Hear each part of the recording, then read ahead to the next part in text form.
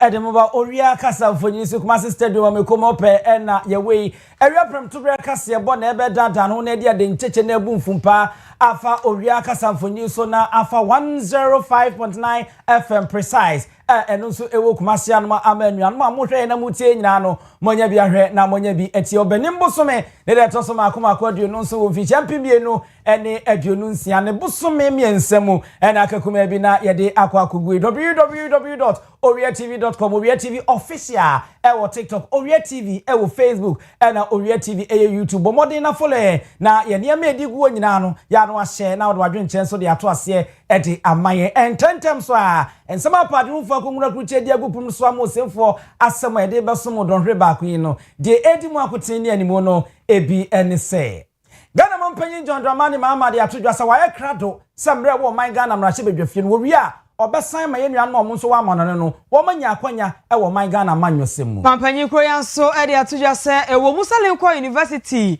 jawo mu ka sa animonyam hye abodi no a wo mo e de e mampanyin wa ma fa ma ne de na so ayonkofo no edo man Ghana ene Lincoln University no sa ayonkofo no bekoso a awo ho no so yerube bia memu ayeden edom kuma wo man Ghana mrahye bedwafie asre aban no so omomoden no maburu yeyo ehia ne ba oti mantam no so afo no abo John Kwajo Japan so ede atodwa se ensaso nsem bi so a ekoso ewo enkwanta no enam so mani pa bi kurati na anom ewo nsie de no su se eye asase ho asem ya we se media we so no so ye ne de na nam so a amasa we na yi aba anasefo wo manu tu ne nata ekiremu a areho empani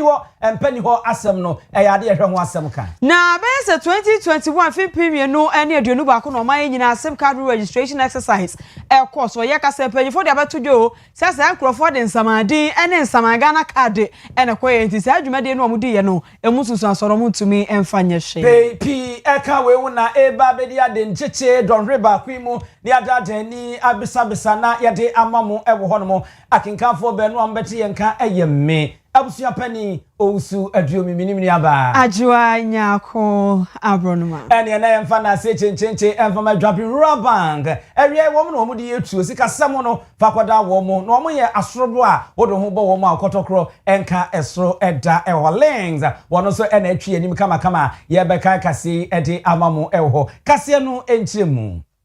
Ghana mampanyi John Dramani Mahama ewo Philadelphia America memu wafro agency mpeni apaso amode nsempi ena ode atodwa ewo honomo waka na wode ache yenua no won botu kwan yakobo won mo sesen ewo nkrofo amanso ntitu America memu ene amanwodo atwe o man ni wiase nyina ahia se enjihye eguso o man Ghana mrahye bedwafie yanche emrada won ma won behwe no ma ye ho adwuma na edi akotene pa emrane yemwa ebeboa ama yenua no abo motwa asuo bosompo abena akopie mo nkrofo amanso no wonum so benya twaka preko pe ewo me amanyosema ye yemu ewom o memu sese opese obeya mrahye bedwani a na se wakotena wo ma bi so no okruchire wudin ewo ma no edin mu se oye oman no so nipa na sa ye Ghana so nipa eno no English broni kan se dual citizenship emre yi makwan ewo ya fe apema hankron abiokron mienu ya mamra no mu ama wuntumi emenya dibire papa bia ewo memu gise wuyi ba ko akwa ansa na nwada ho ama watumi abedi dibire no ewo memu na eno nenne empanyimfo efefe kan won moni no masakra mra no mu sane ebe ya sa mra we no enyina biem na ye Ghana ni na ati amanone a betumi enya twakwa prekope ewo ya manyosemu remittances, investments, professional networks and expertise. You continue to support families across our country. You continue to strengthen communities and contribute meaningfully to our economy. Indeed, remittances remain one of Ghana's most stable sources of foreign exchange. But beyond that, you bring something even more valuable: knowledge, exposure, innovation, and a global perspective. Indeed, through your remittances, investments, professional networks, and expertise, you continue to support families across our country. You continue to strengthen communities and contribute meaningfully to our economy. Indeed, remittances remain one of Ghana's most stable sources of foreign exchange. But beyond that, you bring something even more valuable: knowledge, exposure, innovation, and a global perspective. Indeed, let me explain. Remittances amounted last year, was a record, to $7.8 billion inflows into Ghana. It was second only to gold in terms of Ghana's foreign exchange earnings. Gold brought some $11 billion. Remittances from the diaspora brought $7.8 billion into Ghana. And that is why we're sponsoring and support a bipartisan bill in our parliament that members of the Ghanaian diaspora can participate fully in the political administration of our country.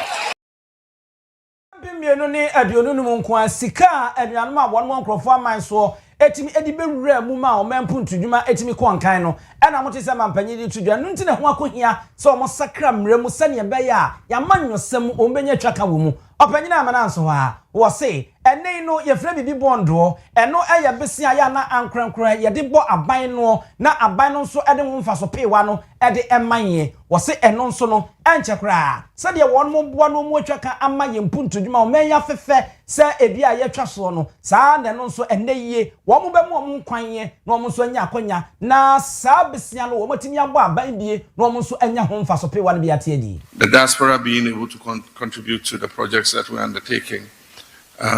We're bringing the legislation to Parliament for the diaspora bond. And so you'll be able to not donate, but invest in a diaspora bond. And that bond will be invested in improving the infrastructure in Ghana, and you earn an interest on your investment. So we're not going to call on you to donate, we're going to call on you to invest in the diaspora bond. And I can assure you that it will be profitable.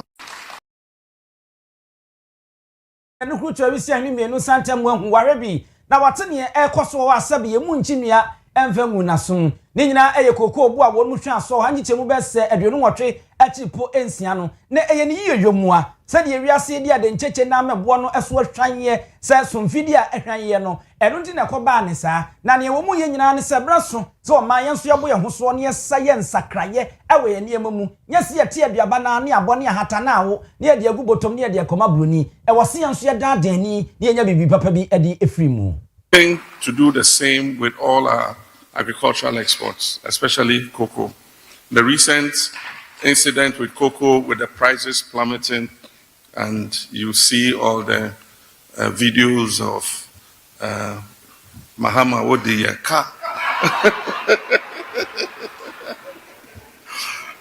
of cocoa farmers protesting in the cocoa farms, and it is because for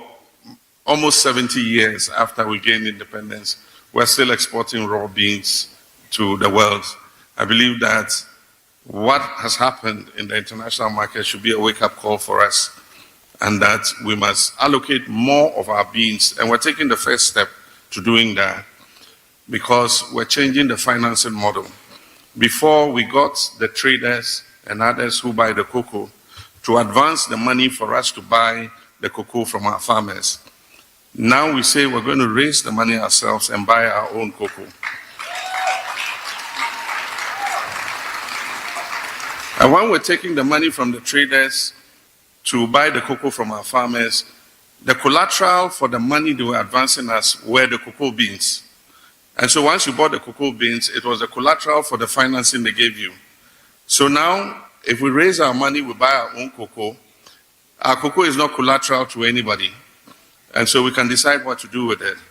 And we're saying that we're going to allocate the bulk of our cocoa to the local processors to process that cocoa before we export it.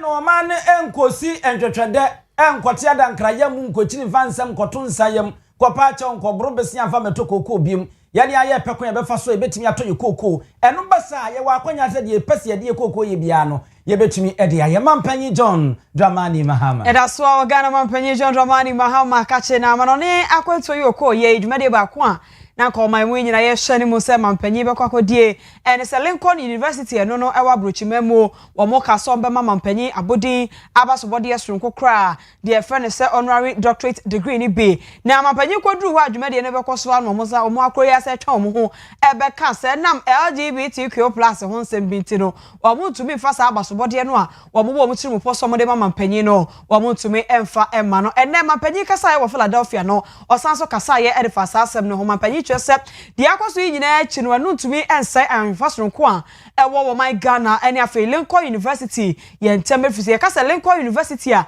eyesua Paul ba ko eno so Ghana mampanyi a wodi kan yewura Dr. Kwame Nkrumah ho no so kwaje ntete ye kwaje nimde enu nto omo ye university omo da o my Ghana ya koma so ye pa na yokofa no enu omo wo no bibia entumi entete mampanyi chese hwamodie ba ye de ewo mo sa de omo ka so omba ye no omo anya de omo akasa na aso omo no de na so sa eni die na yokofa no da o my Ghana ene Lincoln University ntem no obakoso anu akura mu na aboa ama bibia enso akoye Ghana mampanyi His Excellency John Dramani Mahama. Lincoln University invited us. And I want to say that there's a historic link between Ghana and Pennsylvania. There's a historic link between Ghana and Lincoln University. Whatever disagreements have come up, for me, Lincoln University holds a special place in my heart.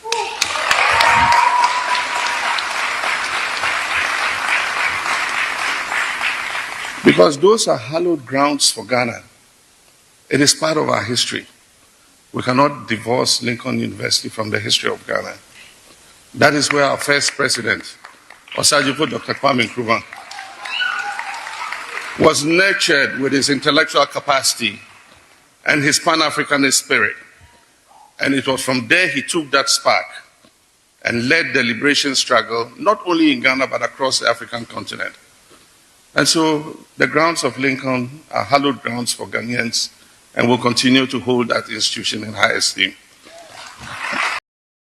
So at the end of the day, Senate Fata Ediama Lincoln University, Ghana mampanyi His Excellency John Dramani Mahama. Enra Owia Kaseɛ so ne yede to monim se maburu ko bi ate adankra mu a mbosu dwetire na wo mode ato aban anim se won besre eye sika kakra ya na yede kɔ emaya ene maburu ko aka wodo ekohyemu de ma wo mo no aban na twi nani ayinani abone ba bi para a won pese obeyidi ama wo ono no se etietia maburu fa wode ani omu yeyo no omo nkan koso na ene ye edom kuma wo man Ghana mra che bedwafie na de omo agimagim je ndi wonu so yen sentrofo nhyiamu ama wonu nsem omo kan yetiawa wose se wurwemu a nanka opepem wo ha ade wo 180 million Ghana cedis ye ada wonu a ane Youth Employment Authority na ehemu ane ade a fi jampi mienu ane aduonu numu no abai boso ebo modern hwan no sade abo atie dade fidie so ama ehwanye ama eba bedu wo ha ne ngichemu no anase opepem wo ha aduonum no kra na adwuma wura no mo de ko hemu emu ampem aduasa na eka ye no no aba ne tabiriye ana no so wode ekohye eye adefufuro mu a wotwi nani na iya woyi won makwa na enu na donkuma ne se da John Dramani Mahama de ade a ase mabunu ye yode nhawo kra nyawo kra na woye sa na de sa abo akoto obu na pre wontumi nante wontumi nya hwe sa na amaba mabunu so won maye enu ntie ne won bo dawrum konkon no maka che Ghana mampanyi se ade de ani awbrasie mu emma no obi nkwada de bu no fie eni nto ma no wonya hare se ko radio nam koku ase na sa sika ye de hyehye sa asoye ne mo nso de bo mo bra no ontumika na won fanko. Under the John Mahama-led administration, the 2026 financial year, His Excellency John Dramani Mahama and the DACF is saying that they have no regard whatsoever for the youth development of this country. And for that matter, no allocation was made to the National Youth Authority. I've already told you that whatever I'm saying here should be applied mutatis mutandis to the YEA. The YEA was also not given any allocation in the 2026 financial year. From sustained support to complete abandonment, that is the reality. On paper, it may appear that support exists. An amount of 180 million was allocated and approved by the National Youth Authority. That is, last year when they came to the floor of the House, an amount of 180 million was what was approved to be given to the National Youth Authority. Out of the 180 million, 150 is for the Ajumara. The 30 million that is left is the one that is supposed to be given to them from the DACF, from their own budget. Today, from the DACF formula, it means that the 30 million that is supposed to be used for the purposes of administration of the NYA is not going to be given to them. They promised the youth a ladder to opportunity, but after the election, they kicked the ladder away. A program without a functioning institution is nothing more than an announcement. The total allocation to the District Assembly's Common Fund increased from 7.51 billion in 2025 to 8.7 billion in 2025. The whole amount of money that was given to the DACF was 7.5 million. You realize that per our constitution, that is Article 252, 5% of the total revenue that is supposed to be accrued to the state is given to the DACF. In 2026, it increased to 8.7 billion. His Excellency John Dramani Mahama and his government is telling us that out of this 8.7 billion, not even a penny is going to be given to the youth of this country. Yet, the National Youth Authority has received no allocation from this increased resource envelope. This moment calls for honesty and reflection. A government cannot claim to believe in the youth while steadily withdrawing the support needed to empower them. A nation cannot build its future by weakening the very institutions designed to shape it. What we are witnessing is not just neglect, it is a painful departure from commitment.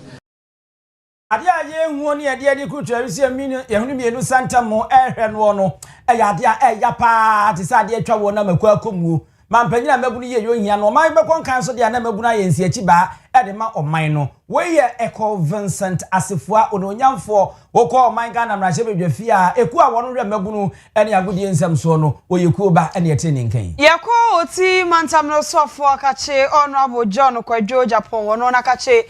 na jedwe na woni se bia babetu dwa finance okonkwanta ene ne potem hohuru pa enya asabetwa na ono abo kyerese ahoru ehuru no anwo no watetia hu se eye asase bi ho manso ene nam so ma afanu bi a wesi ye ne nanom di kan ebe so asase ne so wesi da bi ona nanom ba ye beto ye woso saa ene nam so a edi pinche ne mentem ho ase ne basabasa ye aba enkwanta ene ne potem no ono abo kyerese se de yakọ na no ya eden eno nti wo stress empanyifo hwe no omfo mo nansi form na saa asem no akoye asase ho manso no omo hwe kama to atwa na asumdwe embra enkwanta ene ne potem ona abo kyerese asem bi ba ye eja de ote ya ne se bambofo ache ema mienu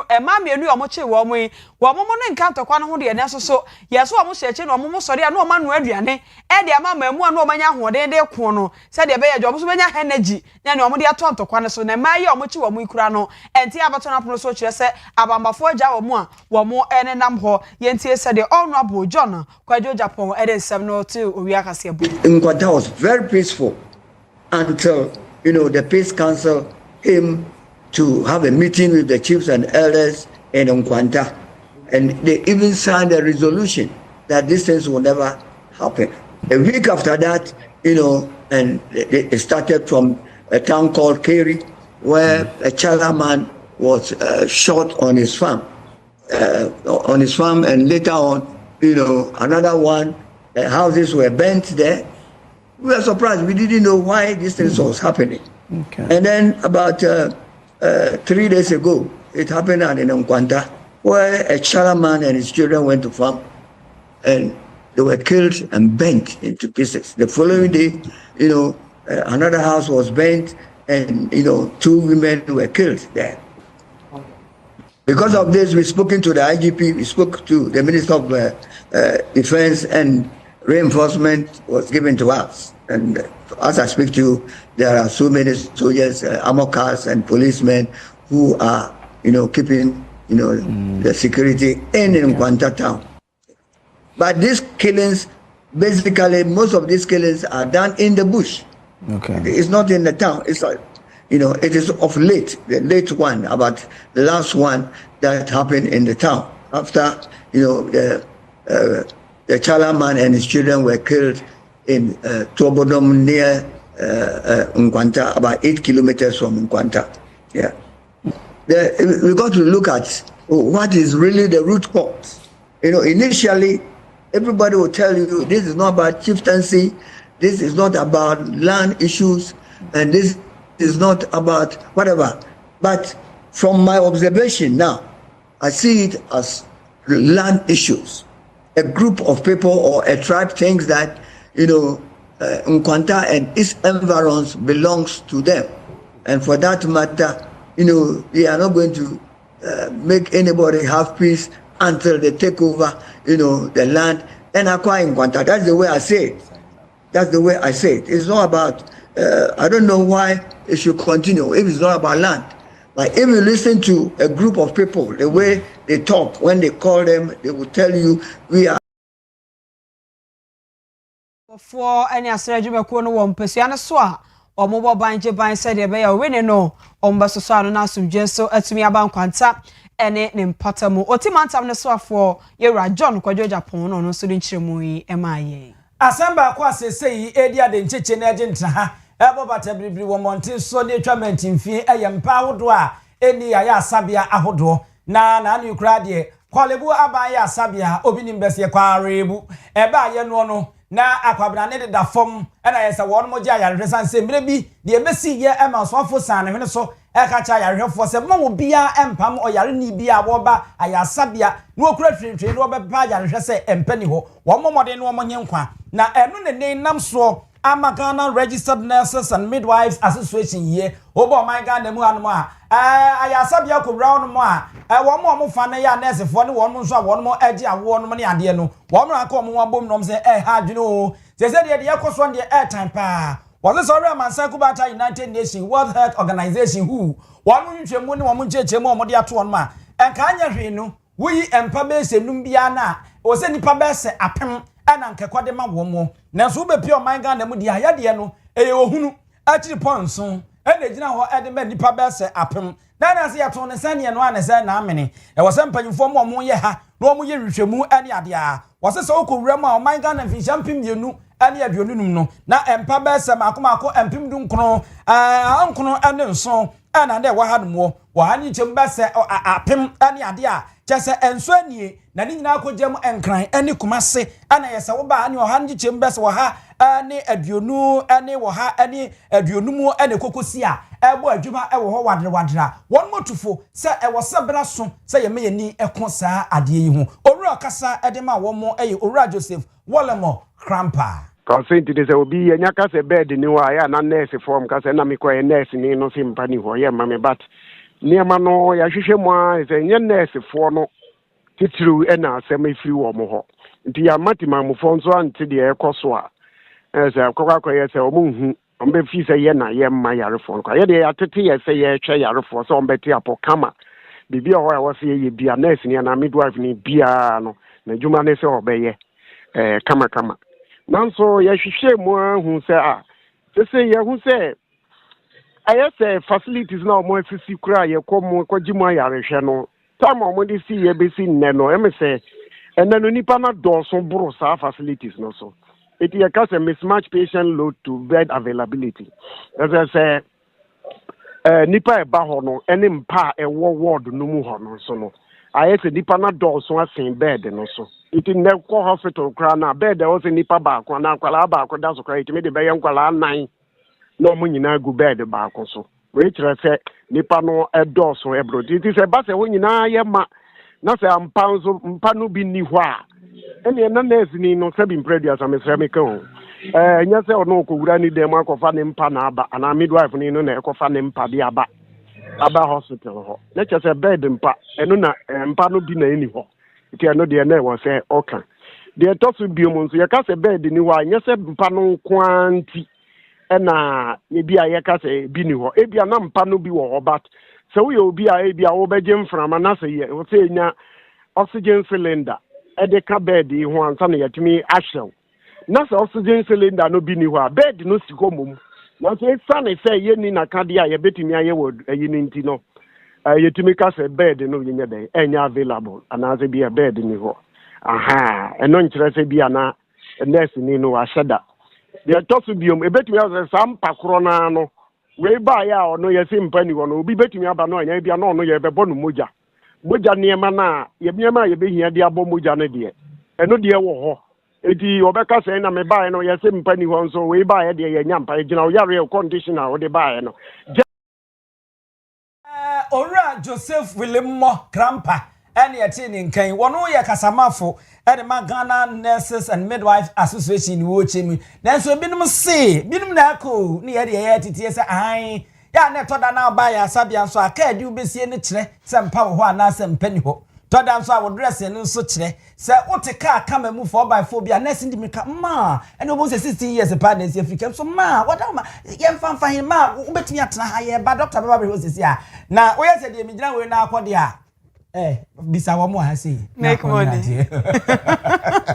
Enti I thought I na usi kan so kire wo mpa abeda so. Abusiafo Owia TV so eno ani gu so a wo hye ye promise Owia Kaseɛ bo no eni gu so a ye bensam no de ma ye nka ye ho ebe ye fimpi no ene aduonu ba ko 2021 nem eno my mu nyina panyifo de hye bi ba ye se ne ye sa akoto santina kogina ntontom ahomachebre akoye sim card re-registration na eno no koda ye se panyifo de abeto dwa se enam se sa ba ko no na niema bi wo mu amukọ ehwemu de beto dwa no eniema no ensem fata sa data no amunya ero ho tumi fanya adwumenti ne ho abehia se ne wo se san ekoye foforo bio eno na wokọ emrahye wedwafi abedwaku a wo mo ehwe information and communication so wo mo chairman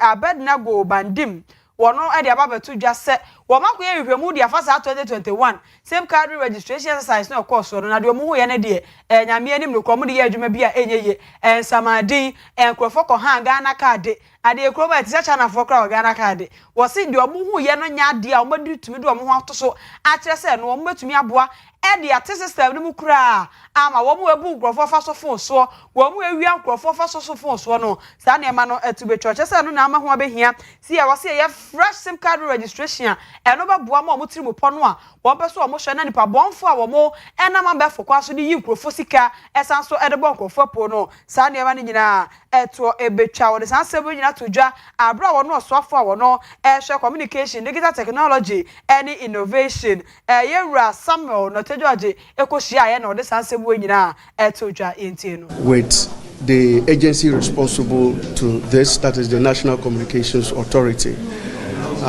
were made to understand that the previous registration exercise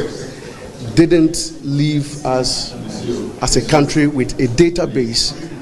that was fit for purpose or that was protective enough of the Ghanaian citizen. Because when he became the minister, he directed that an audit be done on the SIM card registration that was done in 2021, and they found out that that database has a lot of fraud, or has married of fraud, where people use cloned national identification cards to register people's SIM card. And these are some of the issues that we raised during that exercise, that there were multiple registration using one ID card, where the registration agent could clone your card or could use your card to register people that you didn't know, and that when they use those SIM cards to commit crime, then it could be traced to you, the innocent person. And they have demonstrated in their presentation that indeed, giving us numbers or samples of ID cards that were cloned and registered in people's names. We cannot afford to have that kind of a database. Out of the 100%, it is indicated that over 60% of the data is inadequate and therefore not fit for purpose and cannot protect the ordinary Ghanaian citizen. And that is why we still have a high rate of mobile money fraud in the system. So I think members were allowed the opportunity to ask questions, and I think that they were very satisfied with the responses that the minister and his team gave to.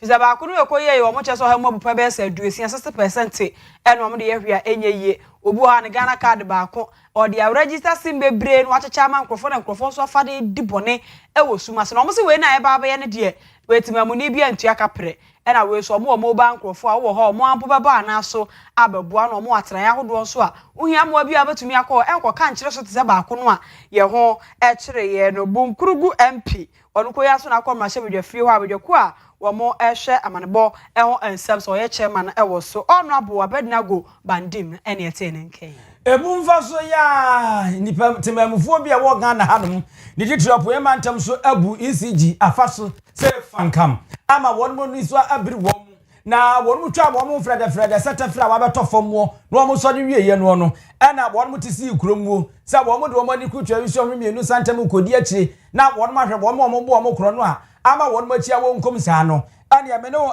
Kaseɛ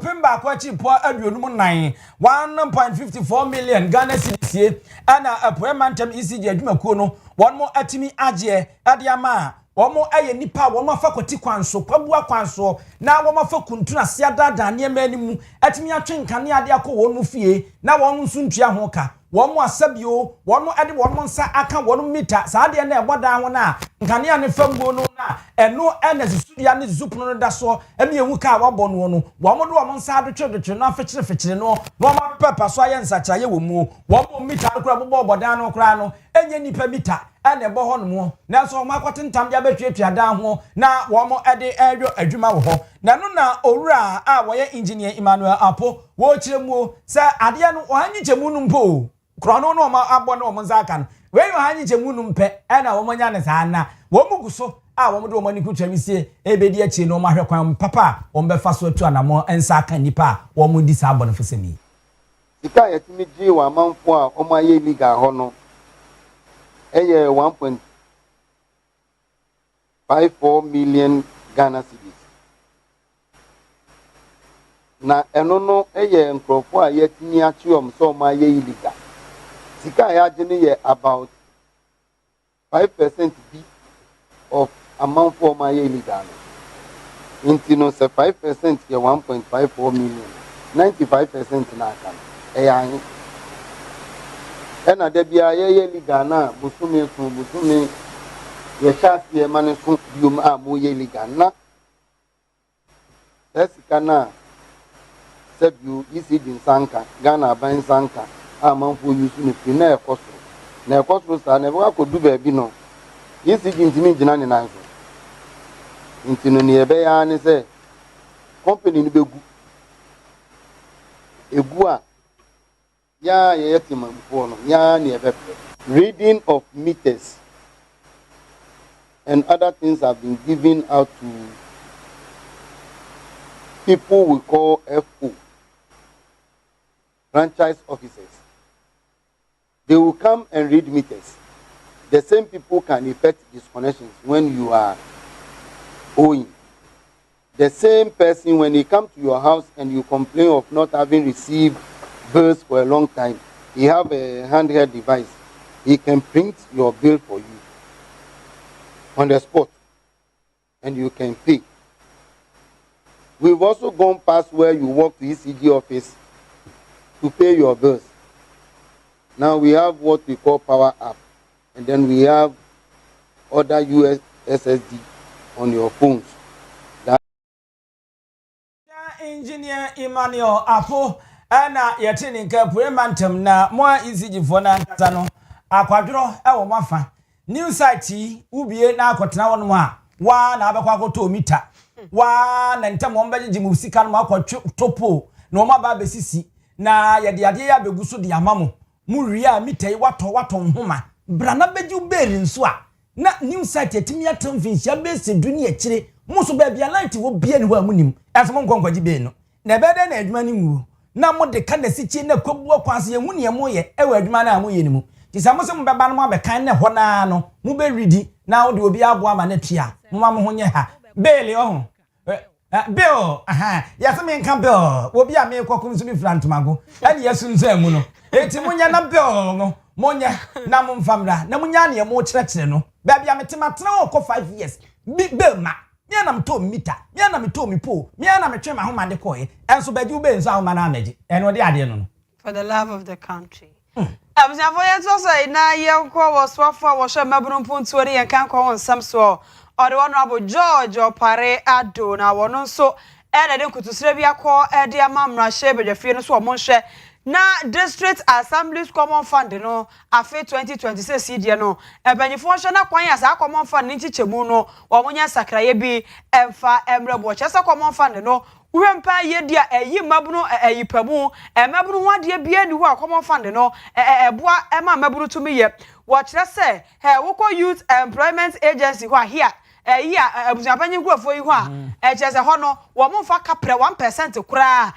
free eye District Assembly Common Fund nim enko ho enye ho nko National Youth Authority NYA ho so sika bia free eye District Assembly Common Fund nim enko ho chese ko basa na ma atena emienu yi o so boa ama mabunu anya baabi asie ama mabunu anya nwuma ye ama mabunu anya bibi kakra do o sa ye no o so madwuma no akoye de mpa nti wo so osra ban no na nkotosire wapanyi ono so ka bie eye wai yesi we Ramalek Basentari wono so edna no tumbi a wakasa se o sre sa ban ne hwe na 2026 Common Fund onye nchichemu ni yie kwayo mfa so cheska no munye ni yie na YEA ene afe NYA wo so nya chefa ne bi na mabunu bra no a wo mo bono wo mo tumi Fambo Owia George Opare Ado bro jina sempe so ekasai. Communication service tax was specifically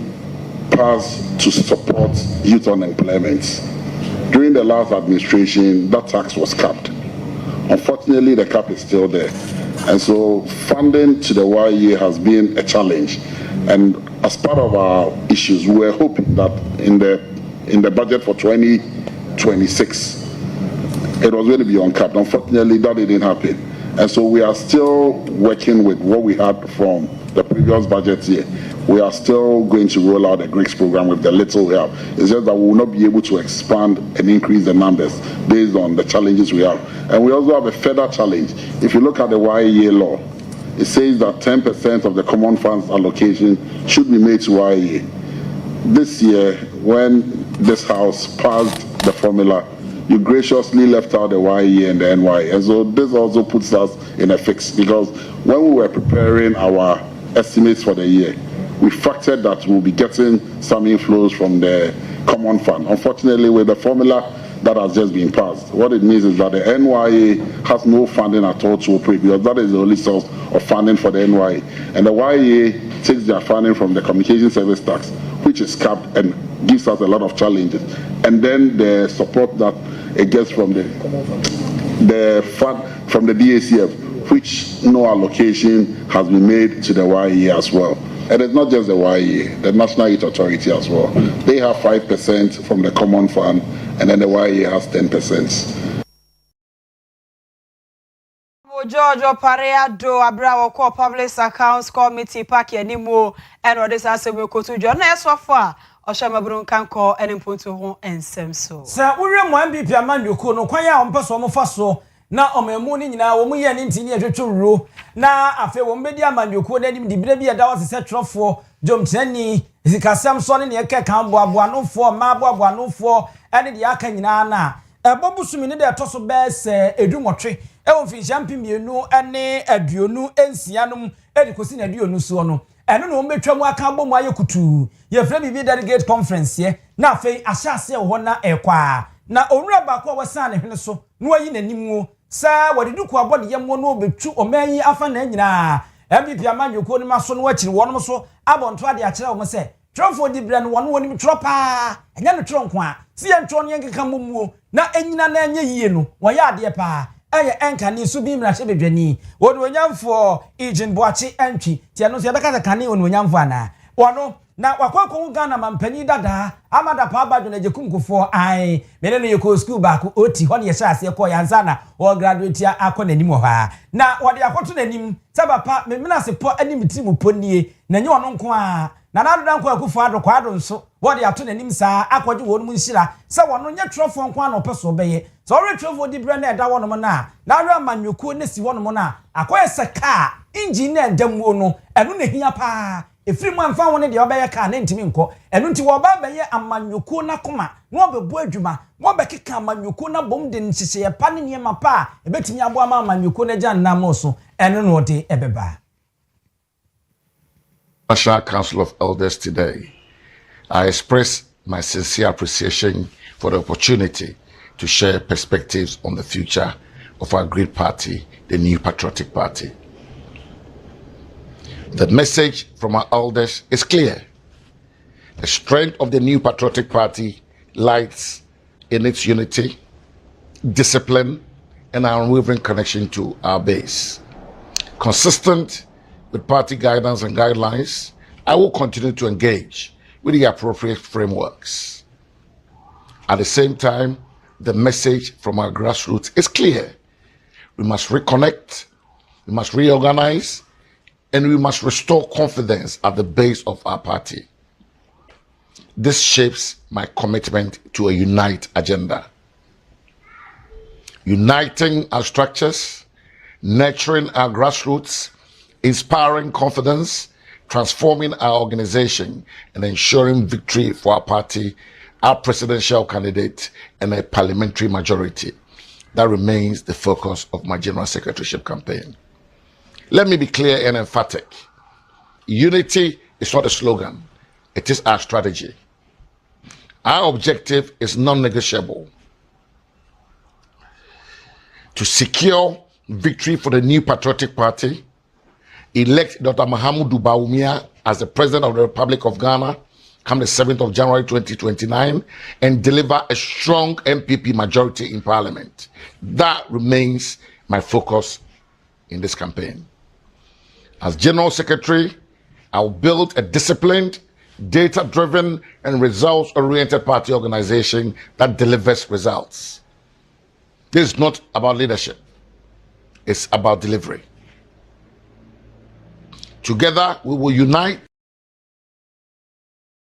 Sunny Abeya to build and get result. We a ora ijimwachi entry. And can you be Mrashe Bedweni? Na we no one amanyuko no and pennyfo mutimu bob bill. No more for 2 for the ma amanyuko. English Bruni can say National Council of Elders. One woman and Edia she and watch him sending Timu Pano, say Vijampim Yenunia Dununcono. Ye could jam last task. Na yes, she will be no far Fnano Bemam Penina. Dr. Alhaji Mahamudu Bawumia. Na fe Edom Dodwana or my Ghana Mrachi Fino so MPP at Ebidi above one mobo. Eno and Neniswadihun. Free MPP amanyoko ni mo ina ya mesinko CPP Conventions People Party ye nimsa beye nakakra ni anasa aboso me kakra ne de ene ehuru amanyoko ne mu huru ye pa ena mse panyifo bi aja ekuro nkuma amuhu so hwe we se media apre sa amedi se bebre aba amanyoko ni mena yekoda sore ya CPP fo ababonte e de abetu ja so mo ankasa kotena se de o manu masundwe bua e de di nkoma eyi panyifo bia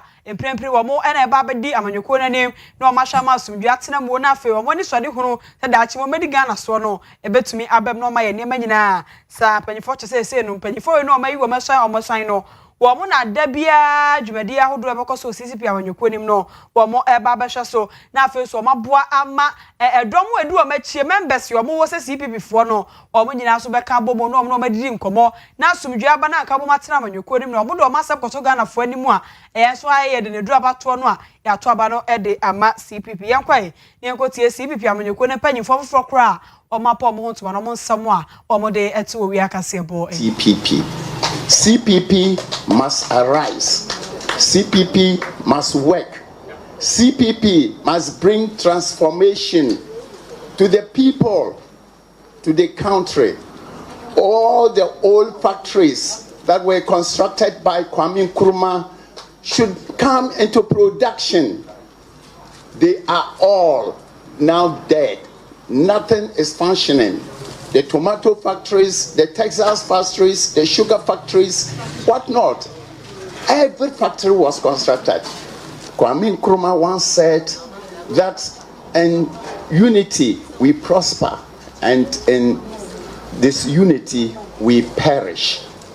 So if we are not united, and we are standing each one here, there, no, we can never prosper. Let us unite. Okay, so Meshan Jumedie Akosia, many aji, sir, your day and penny for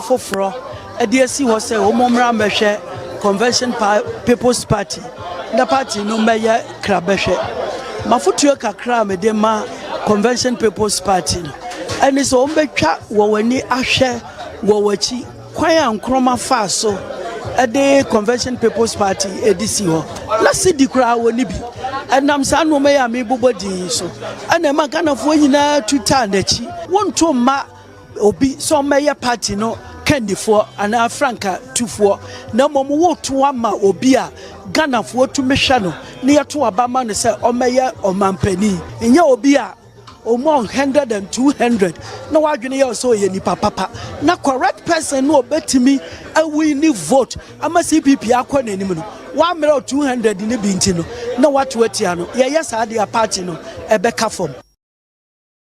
Ejese Ghana mampanyi dada Owia Nkrumah CPP no aha wo mona asore wakaye so makeko mo nya sekpito we full women vigor gidigidigidilism o mo chese de o ma ye niam yiye na trimo pono Owia Nkrumah de ja wo mo no masa asore afa na abo ama monyuko no so atumi afa ne ntoma pa efra ene efiala yeguso a Owia TV so na wohwe na utie a enya asem ketwa social media wodo nyina so no eti adapan ya etwa ne edi eguso Nkrumah omuda odaso etiase black man is capable of managing his own affairs eno na CPPC wonu guso na wonu yi ya mamu nyina tin kwa wo se kofi akwa ye chia wo ye nto akase ne so na ye nko yenim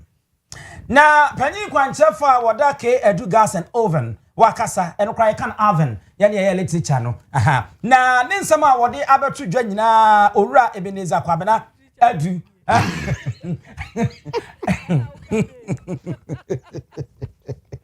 Owia ene fiada we de besi bia mvan zaati na yenko na ye boja ye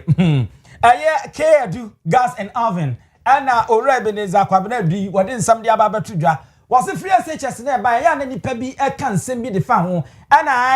ana beje beburija ana nkura na giyu no omukọ enu nti mfamfa so bi ama woru wia no omutifie saa dabi owura yi ewo owia de kye so abra na oman ne ya adubu ache atena se ana wode tudwa wo kire mu sese ne sa akoba ne sa akra na ne ya ne yebo pa na akoba ne sa emebu na aba no pe antem anya me ho ntem enu nti no betenye anim lotonum ane niema wodo bi chachanom a chese ofisa no de ntempe na no anya ne ho no enne mmaburu de wo mani kutwa bi sie di akwa akosi so na wo mugu so wo mu di ho atempo ani abobo sane e kan say vocational skills a wode ne nsa ebesua bibie na wosua eniema ebetimi aboa na ade pam nie enuane no anie ani ade no da bi wompe no tem eno nto wo wie school na wo mo sensem fie saa na wo mo wontwetwede e wo ho no mo afei wo se awofo no bi nso no eye ade a wo ma hyede yi wo mani na wo mo de wo mani ahinta wo no ma wo no ekosuku a ye kire ensa no dwuma wum no wo nko no akosra no da bi tanze eno de omfa nyehwe wo se awofo miani na ho na emu ye ho so na afutuo mapa e wo se ye de ma ye mano na wono so do wono nsa ye bibie na atimi aboa wo ade nyina mu no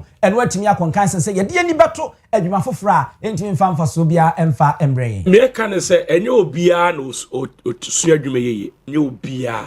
sa wo se re wo se we kosua adwuma we dabi adwene na ekura ye no ye wo de ne koto adwuma mu a 10 years ohunu ye obi a wawie eye nature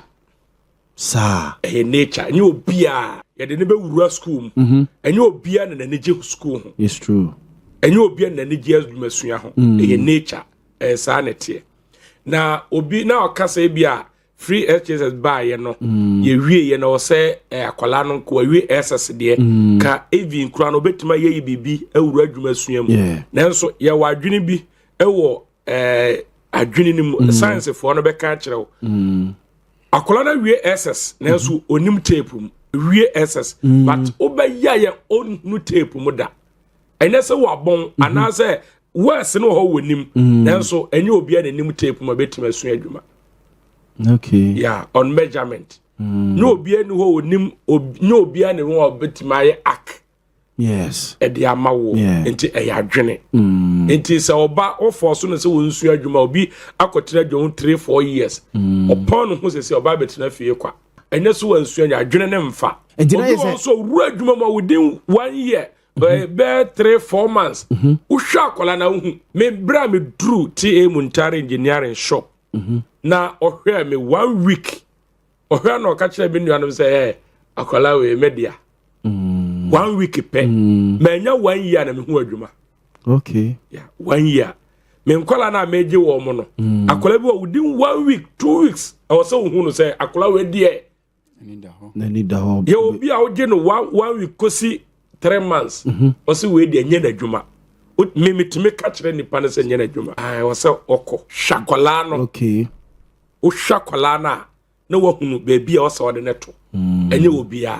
okay eti insanity ana free na e bae no abeboa na emum no asanso abegu ye ne a yensa no dwuma no yenya nkwala akra nkyere ma dwuma wo oh yenya nkwala ene wo se fon so na e bae ne bet na e bae no aha akoye bibie sa na afi school na ekoye na akwala ne nim se brown no awie ss ne de onsa mesha tade fin sabi ono ko school a okura fin okura hwehwe a onunu no trim oyiye ni say okura ne phone na so emra mesha tade fin no dabi ne nafofo besere no the classmate fo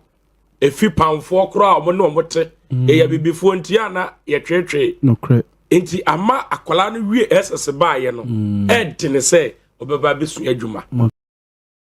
Abusia ora ke edu gas and oven Ebenezer kwabena edu na yete ni nkena wa mama kai masembi school yi mbese me boni din na yese ewura ba ko school no mu ema school na yese wowo eba na chese wonu susuro wowo ye wo se wo ma wo cheman no ehu na oba no obeboa no woja na ochimai waiwa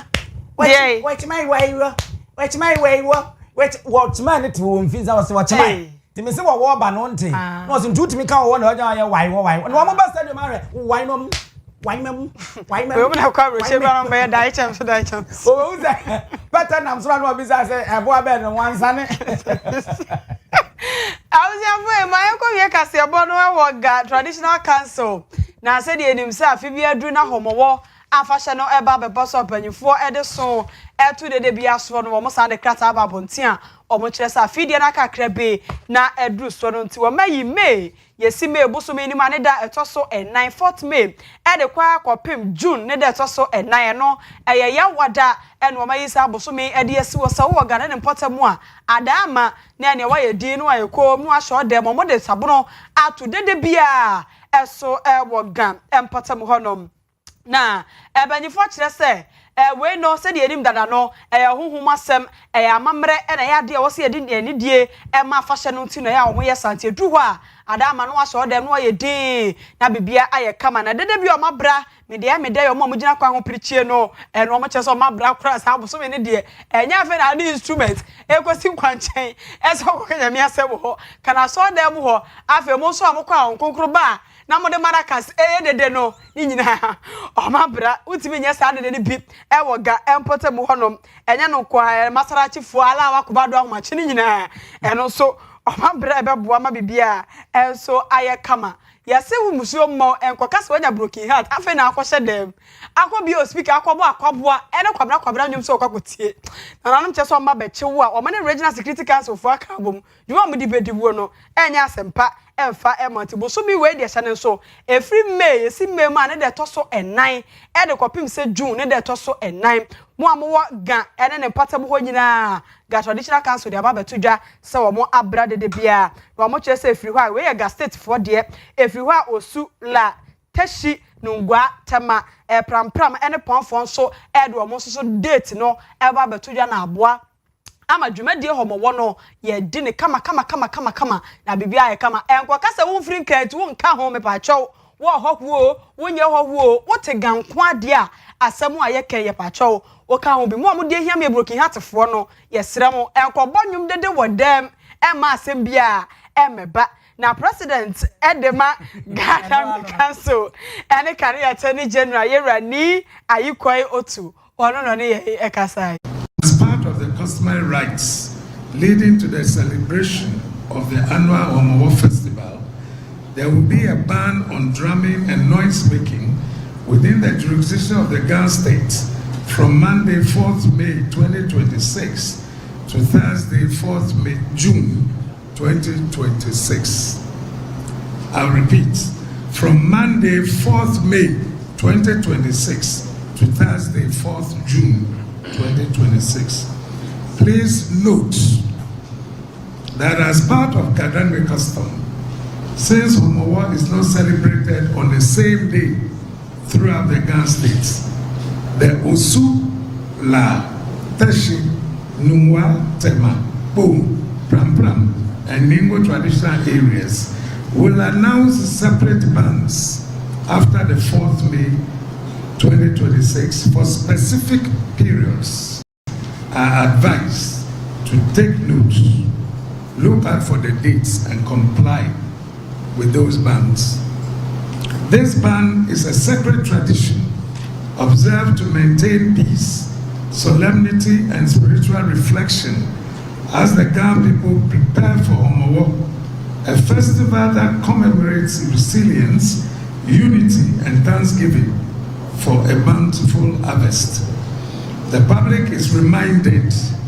that this customary practice is legally recognized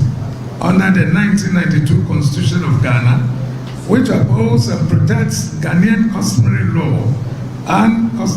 cultural practices.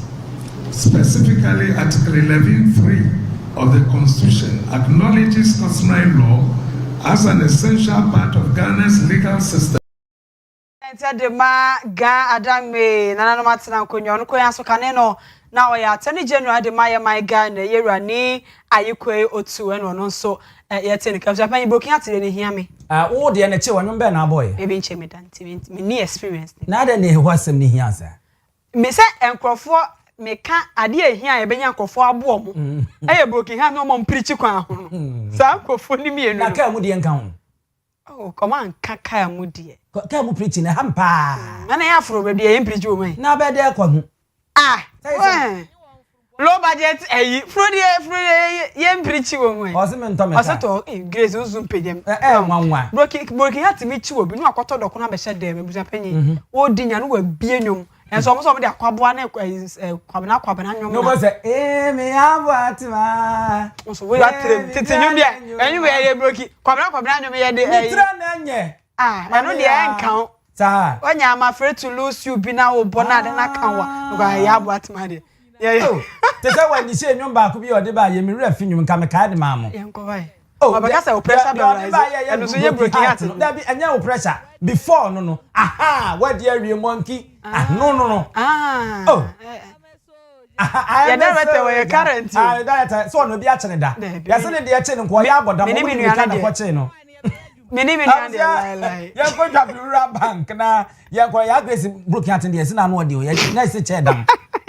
Dabura bank de de ni chiremu na yakọ ne yakọpesi kasem so na niema etimi akonkan ede ama wadaroma bomode a na fa wani echemu finsi aduana ba ku ni wo munya ho bia o sikasem a wo mu edi hu edwa first deposit in 3 months 6 months 12 months na agono sa mango no akote na ware e wo ho ma nya asem keto akra mesra wa ahia so no se ye bie yakwaba mu ye ton bra na ba ye shareholder na niema ntimi nkonkan fa so na wo ho no de mentimi mboso ni nyina e wo ho betimi afre 0242 387498 and dial star 389 star 984 hash na follow instructions no na top forms weekend ya ye ko ye bi be kwa ifro bi be kwa yie e bi be kwa sore ni nyina ho fe no pese sipi eja pese okobo oti wo ye oti kama akoye wo nails e manicure pedicure kio ni nyina de fa ho fe ho no e links beauty parlor na kache e na wo ko ye ponytail e wo ye lash o ye wig cutting wo pese osua makeup ade bi e fa ho fe to aso obi aye links akache na abeko